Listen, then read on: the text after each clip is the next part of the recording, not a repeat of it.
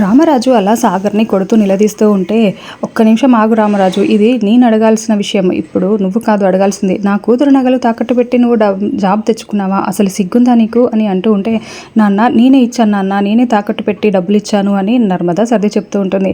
నువ్వు ఆగమ్మా, వీళ్ళ కుటుంబానికి వీళ్ళ వంశానికే అంత బాధ్యత లేకుండా ఉన్నారు. ఆడదాని నగల పెట్టుకొని జాబ్ తెచ్చుకోవడానికి సిగ్గుగా లేదా మీకు?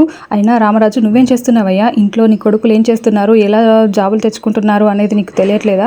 ఇంత బరి తెగించి ఇలా చేస్తున్నారు. నీ కొడుకులు అలానే ఉన్నారు, నీ కూతురు కూడా ఎవరితోనో లేచిపోయిందంట కదా, అది తలదించుకొని ఆ బాధ తట్టుకోలేకనే నువ్వు ఇంట్లో తలదాచుకుంటున్నావని తెలిసింది.